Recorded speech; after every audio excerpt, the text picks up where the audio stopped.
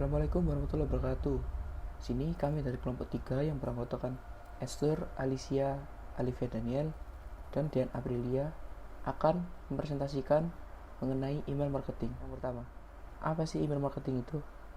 Email marketing adalah media elektronik yang menjadi sarana promosi, yaitu dengan kegiatan mengirimkan atau menyebarkan email kepada pelanggan lama agar membeli produk kita kembali. Kemudian, sejarah email marketing. Sudah 42 tahun sejak Ray Tomlinson mengirim email yang pertama. Sejarah email itu sendiri adalah satu hal, tetapi evolusi pemasaran email adalah hal lain. Selama 42 tahun terakhir, email telah berkembang menjadi salah satu biaya yang paling efektif untuk sebuah strategi marketing. Tidak hanya metode cepat dan murah, tetapi telah membuka pintu untuk bagaimana marketers dapat memantau dan bereaksi terhadap perilaku konsumen dengan cara yang tidak pernah sebelumnya mungkin. Diberikan label sebagai Bapak Spam, Gary Turk, marketing manager di Digital Equipment Corp, memulai pengiriman email komersial dengan mengirimkan email massal pertama. Tepatnya pada tahun 1978, Turk mengirim email mempromosikan mesin DEC kepada 400 pengguna melalui ARPANET. Hal tersebut kemudian menjadi hal baru yang untuk penerimanya menghasilkan 13 juta US dollar senilai penjualan untuk mesin DEC. Sejak awal, email meluncurkan dirinya sebagai saluran yang efektif untuk pemasaran langsung. Selanjutnya akan dipresentasikan oleh teman saya, Alicia. Apa fungsi email marketing? Email marketing digunakan untuk memasarkan produk atau jasa melalui email dengan cara menyebarkan pesan yang berisikan promosi produk yang sedang berjalan dan disertai poster dalam promosi tersebut. Email yang kita kirimkan akan menghasilkan database konsumen, sehingga kita dapat melihat data konsumen yang sering aktif bertransaksi. Sehingga dari data tersebut dapat kita evaluasi dan mencari cara baru agar produk kita lebih laku dan diminati pelanggan. Apa yang dilakukan sebelum melakukan email marketing?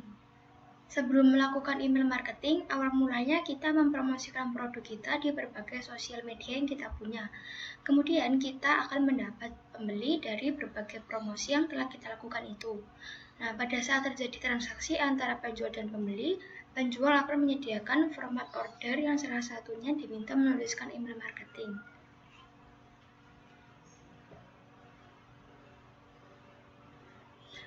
Apa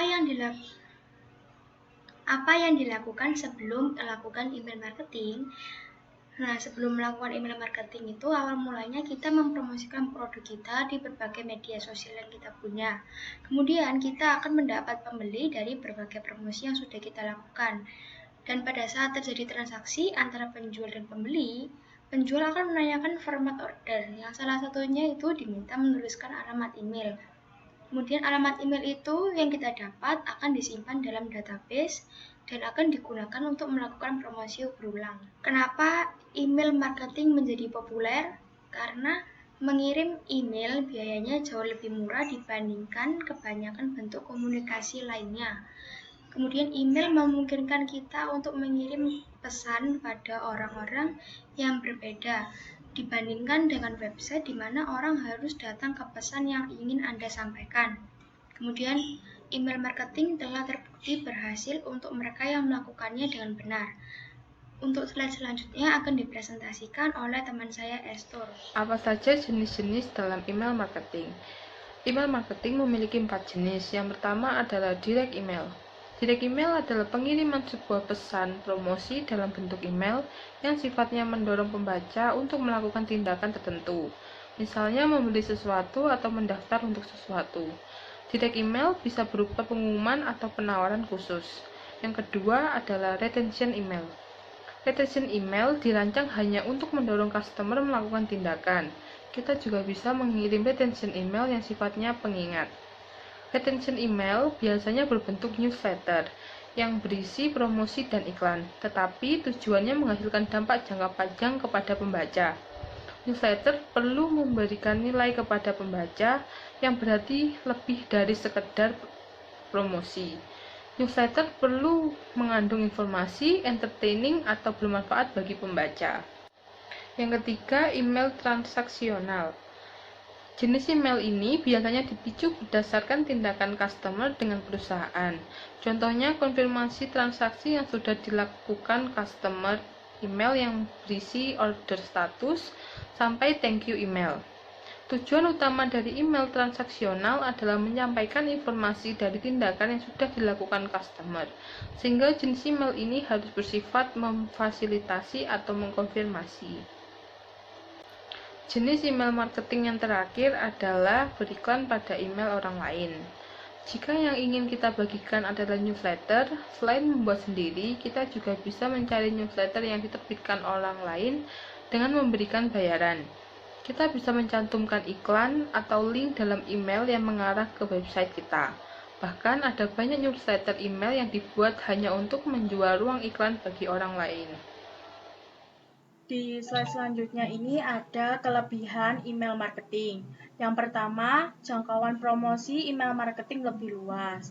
Email marketing yang Anda gunakan tidak hanya dikirimkan kepada pelanggan di negara Indonesia saja, melainkan juga dapat dikirim ke negara lain. Kemudian yang kedua ada email marketing langsung ditujukan kepada pelanggan yang berminat pada produk kita. Dalam sistem email marketing, pelanggan terlebih dahulu mengisi alamat email sendiri ke akun perusahaan Anda. Bila sudah mengirim email, maka pelanggan akan menerima email marketing dari Anda yang berupa isi email yaitu bervariasi, mulai dari informasi diskon produk, informasi produk baru, produk restock, dan masih banyak lagi. Yang ketiga, dapat merespon pelanggan secara otomatis. Seberapa banyak pelanggan yang mengirimkan email kepada Anda, langsung email tersebut dibalas secara otomatis. Yang keempat, biaya email marketing cukup murah. Meski harga pembuatan email marketing sangatlah murah, namun kualitasnya bisa dijamin tidak murahan. Selanjutnya, ada kekurangan email marketing. Yang pertama, email bisa masuk ke dalam spam. Banyak promosi produk, jasa, bisnis, dan lainnya yang dilakukan membuat Anda mengirim email dalam jumlah banyak. Dari hal tersebut dapat mengindikasi terjadi ketidaknyamanan pada konsumen. Pada akhirnya, Google akan mengirimkan email promosi Anda masuk ke dalam kontak spam. Bila sudah masuk dalam spam, email tidak dapat dibaca oleh siapapun. Kedua, email tidak bisa diterima secara langsung, di mana email tidak dapat diterima secara langsung kepada para pelanggannya, karena membutuhkan waktu yang agak lama supaya email tersebut masuk ke kontak masuk pelanggan. Selanjutnya yang ketiga adalah tidak semua pelanggan memiliki email. Oleh karena itu, suatu perusahaan atau pengusaha harus memikirkan cara lain untuk mengatasi pelanggan yang tidak mempunyai email. Sekian presentasi dari kelompok kami. Bila ada salah kata, mohon dimaafkan. Terima kasih.